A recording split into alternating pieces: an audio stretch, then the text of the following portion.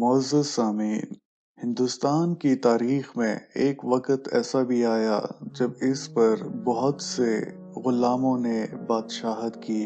یہ غلام کون تھے اور یہ بادشاہ کیسے بنے؟ یہ سب کچھ جاننے سے پہلے ہمارے اس چینل کو ضرور سبسکرائب کریں تاکہ آپ کو اس طرح کی تاریخی اور معلومات سے بھرپور ویڈیوز باقاعدگی سے ملتی رہیں اور آپ کے علم میں اضافہ ہو۔ تو آئیے ہم آپ کو بتاتے ہیں کہ ہندوستان پر غلاموں نے کیسے بادشاہی کی۔ سن 1206 سے سن 1290 تک خاندان غلامہ نے ہندوستان پر بادشاہت کی۔ اس خاندان میں 9 بادشاہ اور ایک ملکہ تھی۔ ان کی سلطنت کل 84 سال رہی اور بعض نے بہت ہی تھوڑے عرصے تک حکومت کی۔ ان میں سے 5 زیادہ مشہور ہیں۔ اس خاندان کا پہلا بادشاہ قطب الدین ایبک تھا، جو اصل میں ترک تھا مگر بچپن ہی میں غلامی کا حلقہ اس کی گردن میں پڑ گیا تھا۔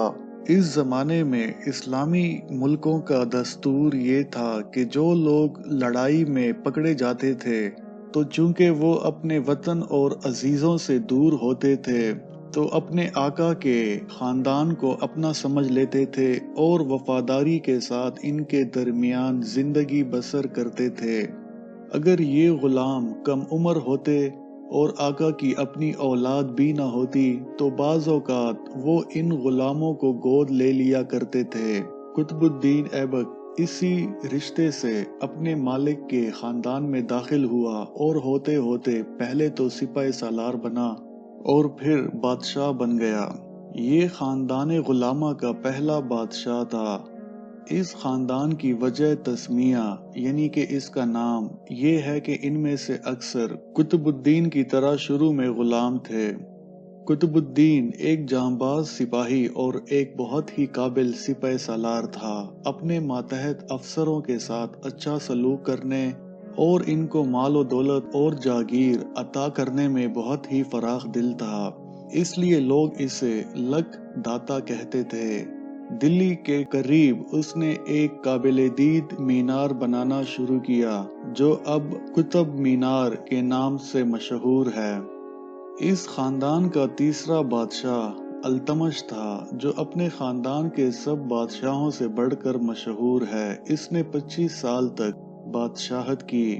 یہ بھی قطب الدین کی طرح بچپن ہی میں اس کا غلام بنا مگر اپنی قابلیت سے اپنے مالک کو اتنا خوش کیا کہ اس کی دامادی کا رشتہ حاصل کیا، اور قطب الدین کی وفات پر اس نے اس کے بیٹے آرام شاہ کو جان سے مار دیا اور بادشاہ بن گیا۔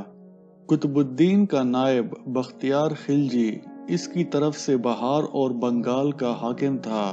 قطب الدین کی ایک بیٹی اس سے بھی بیاہی تھی۔ قطب الدین کے مرنے پر اس نے سوچا کہ میں کیوں التمش کے تابع رہوں اور بنگال کا خود مختار بادشاہ کیوں نہ بن جاؤں۔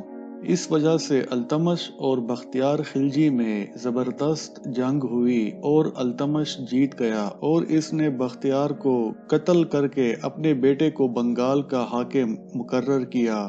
سندھ کے حاکم نے بھی التمش کی اطاعت سے منہ موڑ لیا۔ اس نے سندھ فتح کیا تھا اور محمد غوری کے زمانے سے یہ بادشاہ وہاں کا حاکم تھا۔ اب اس نے بھی سندھ کا خود مختار بادشاہ بننے کا منصوبہ بنایا، لیکن جب التمش کے ساتھ اس کی جنگ ہوئی تو یہ ہار گیا اور سندھ پار بھاگنا چاہتا تھا کہ یہ اور اس کا تمام قبیلہ سب دریا میں ڈوب گئے۔ اس کے بعد التمش نے مالوا اور گوالیار کے راجپوتوں پر چڑھائی کی۔ 6 برس تک ان کے ساتھ خوب لڑا، آخر ان کو بھی ہرا دیا، پھر دلی واپس آ گیا اور یہی 1236 میں مر گیا۔ قطب مینار جو قطب الدین کے عہد میں بننی شروع ہوئی تھی، التمش کے وقت میں بالکل تیار ہو گئی۔ جس زمانے میں التمش دلی کا فرما روا تھا، تاتاریوں اور منگولوں کا مشہور سردار چنگیز خان، جو مذہب کے لحاظ سے گوتم بدھ کا پیروکار تھا، اپنے تند، جانباز اور وحشی سپاہیوں کو ساتھ لے کر منگولیا سے آندھی اور طوفان کی طرح اٹھا اور براعظم ایشیا کی اکثر اسلامی سلطنتوں کو فتح کر لیا۔ یہ خونخوار بادشاہ دریائے سندھ تک آ گیا تھا اور ہندوستان میں بھی اتر آتا، لیکن التمش دانا تھا اور چنگیز خان جیسے زبردست اور جنگجو بادشاہ کو کب لڑائی کا موقع دیتا تھا۔ التمش نے ایک ترکستانی سردار کو جو چنگیز خان سے شکست کھا کر التمش کے پاس مدد کی غرض سے آیا تھا، اس کو مدد دینے سے صاف انکار کر دیا اور آتی ہوئی بلا ہندوستان کے سر سے ٹل گئی، یعنی چنگیزی ترک سندھ کے اس پار نہ آئے۔ رضیہ بیگم التمش کی بیٹی تھی۔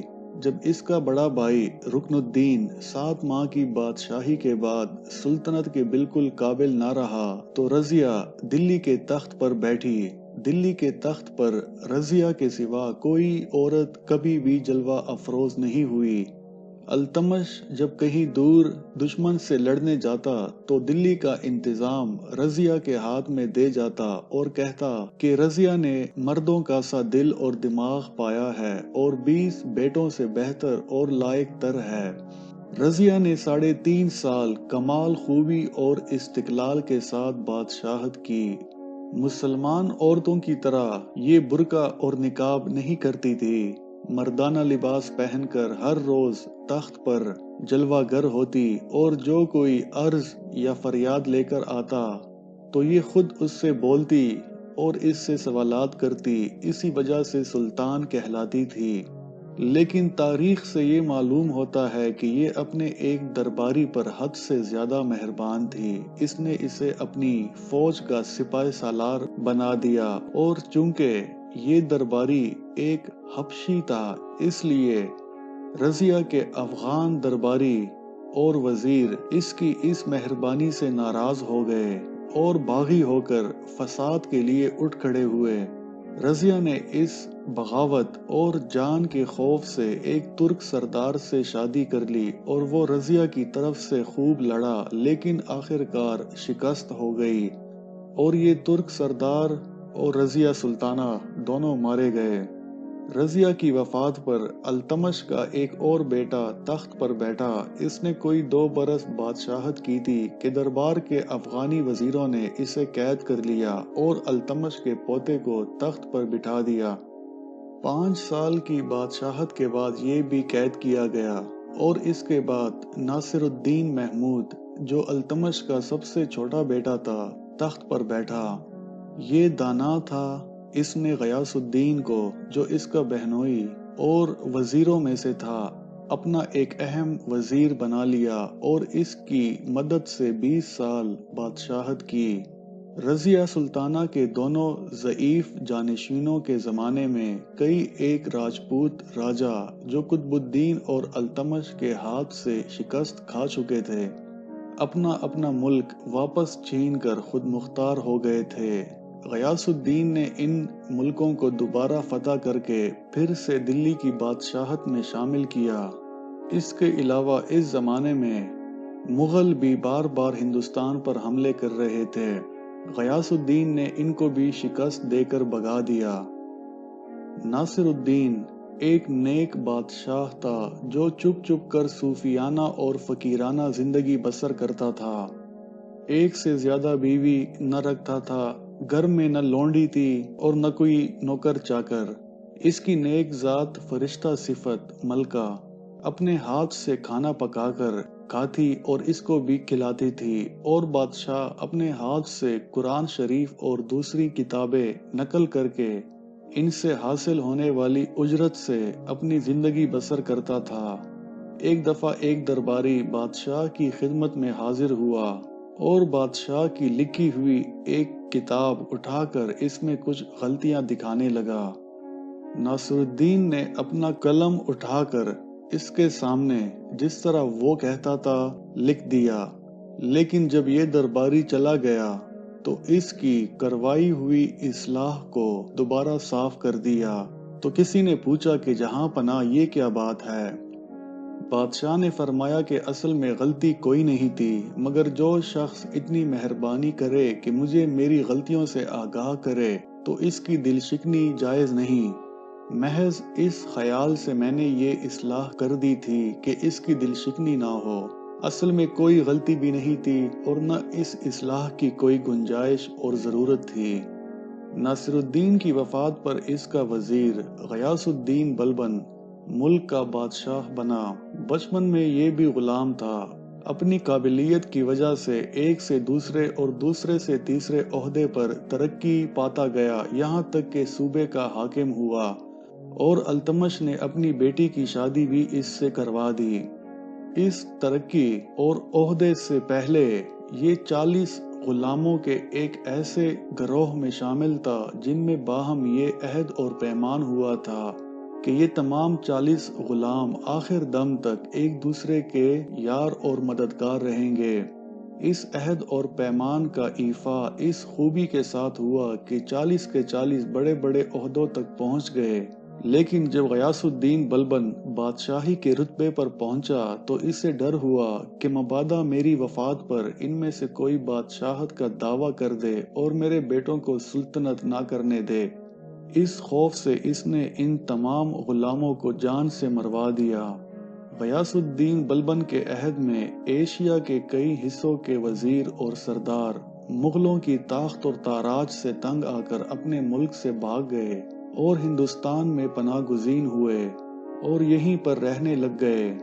بلبن نے دلی کے بازاروں اور چوکوں کے نام بدل دیے، کسی کا نام کوچہ غور رکھا اور کسی کا کوچہ بغداد، اور اس طرح کے نام رکھ دیے۔ اس زمانے میں مغلوں کے لشکر پنجاب پر حملہ آور ہو رہے تھے، مگر بلبن اور اس کے بیٹوں نے ان سب کو مار پیٹ کر باہر نکال دیا۔